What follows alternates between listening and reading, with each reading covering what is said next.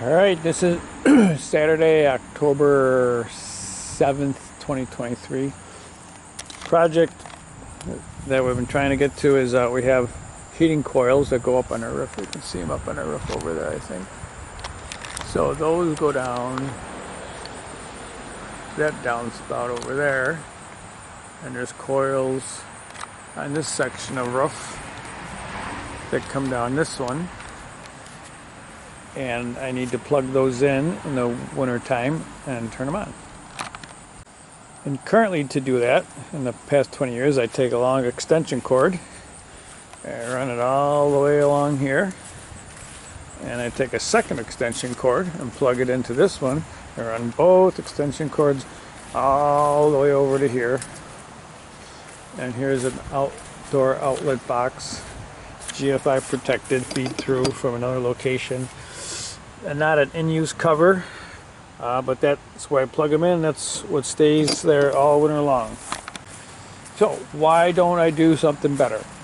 Well, because it's not trivial.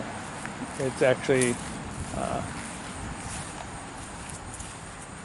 not an easy way to do this. So I did look online, read some stuff, went to a store, electrical counter, and what they recommended was this box here. And I think, because we put the AC in, so I think we're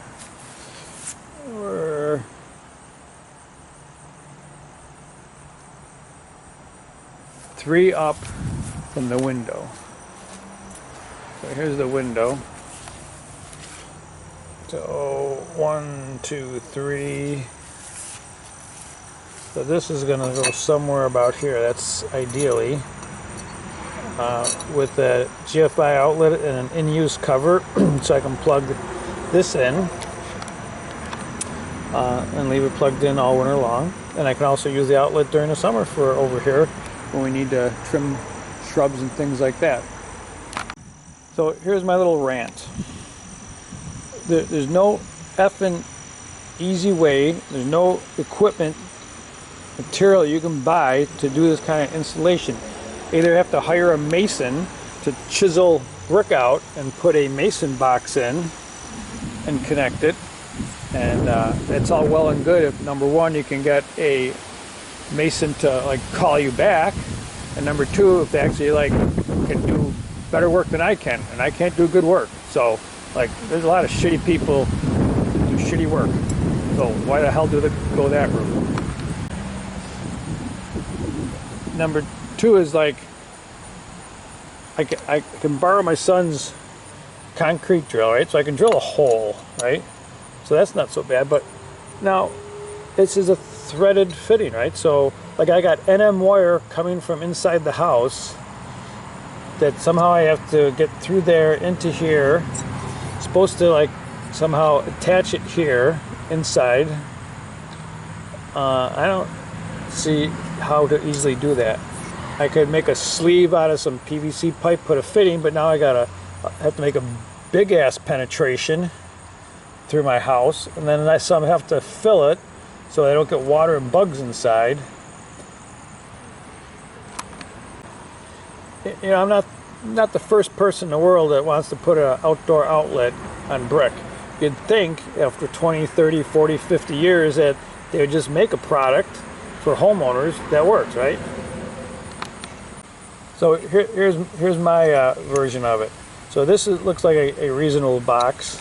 What we need to do is get a short, 4 or 5 inch piece of conduit that would thread in here without a fitting. So it is a very small hole, right? If you have a conduit just bigger than that has interior threads here, screws in, have a washer, fiber or a rubber gasket that you can put over the sleeve so that when you push it against the wall, it forms a nice seal to keep water and bugs out of my house. And on the inside of the box, we need to have some type of water resistant coupling here that will secure the cable, secure the NM cable, and keep the water and bugs out of the box. It doesn't seem like it's that hard. Like, I could probably go in my basement and make something. But of course it's not, you know, NEC approved, whatever. So, you know, it can't be that hard for some manufacturer to make something that some do-it-yourselfer can just pick up with the store, drill one simple hole here, put the sleeve on, put the gasket on, mount it to the wall, screw it in, and like, we're done. You know, so even if I tried just to use like a Romex end for the NM wire, like, that's a big ass hole that I have to drill through my brick house and then keep all the bugs and water out. It just seems like there's got to be a better way after 50 years of wiring. So here's my NM wire that I ran from the new sub panel we put in. I left it there. And now I got to get it up and into here, and it's going to go right up out through there, which it's kind of dark to see, but yeah, so that's the NM wire I have to get out through. I think it's called a sill plate. Some people I talk to call it a plate, some call it a sill. So I think it's a sill plate, I don't know, but it's got to go out that way, secured the wire somehow there so it doesn't push back in, get into the box, and put my box on the wall and put my outlet in the box and a cover on it. You know, the NEC code and the workbooks and the reference books and stuff, you know, I look through those, and to just look through the code book, there's so many sections that, I won't say contradict, but get referred here, referred there, exception, inclusion, exclusion to exception. It's like, what the F? These books are nice because it says if you want to wire an outlet in a bedroom, this is the material you need, this is how you do it, and like, then here's all the NEC things that get referenced as to why it has to be done that way, as opposed to trying to read through a whole effing big book to find out how to put one outlet in a bedroom. Sure, call an electrician if you can find one to answer a phone, and in the meantime, 20 years, I sit with extension cords outside, like, that's really safe and good. Okay, so that's the end of the rant. Let's see what we got to do here. So we have a box with a ground screw and some fittings. We have a in-use outdoor cover. We have a GFI outlet that goes in here. And I got some NM wire in the basement waiting to go. So let's see what we can put together to make this happen. And I have my son's concrete drill with these drill bits available. I'll have to go see what kind of anchors I got. Alright, so for anchors I got some number 8s, some number 10s. Let's go see if I have a 1/4 inch or a 5/16 inch on the Milwaukee concrete drill. I got 5/32, I got a 1/4 and a 5/16, so maybe the 1/4 inch, I think those were 1/4 inch, the number 8s were 1/4 inch drill bit needed. Alright, so here is one anchor. There we go. What I did, I'll show you what I did, but I used this drill, the Milwaukee, to drill 1/4 inch hole using hammer drill. I put the anchor in, and now we're going to do that. And now I'm going to use a smaller mason bit to just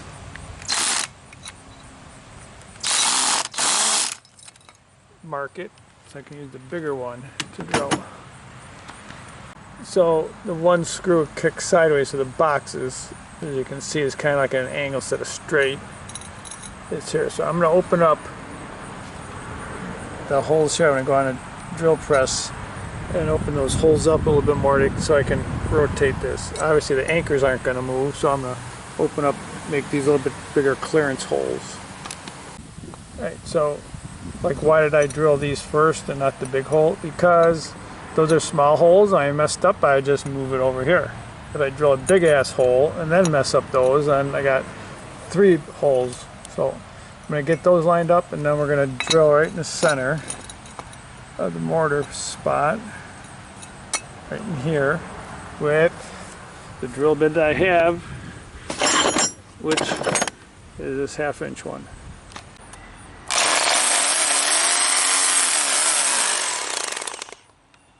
Now I have a extra long drill bit. We're gonna drill a pilot hole through the sill plate, whatever it's called, the siding and the sill plate into the basement, make sure we're lined up right. Okay, there we go. Drill bits through there, so I can either drill back this way with a 1/2 inch drill bit marked so that we only go through the 1.5 and the 3/4 sheeting, or drill from the other direction with a longer bit. Alright, so what I've done is I've marked, put tape on here, I don't know if you can see the tape. So this is 1.5 inch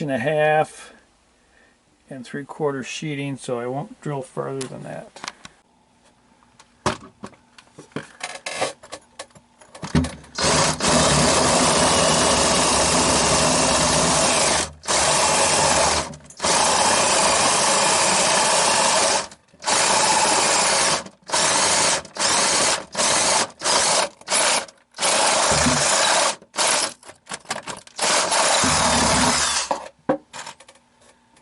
I think I see some daylight.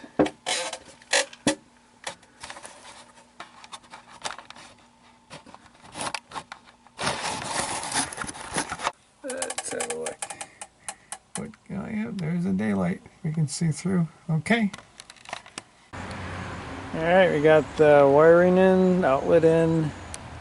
We put some elephant shit on the inside there just to keep the water and bugs out of the outlet box.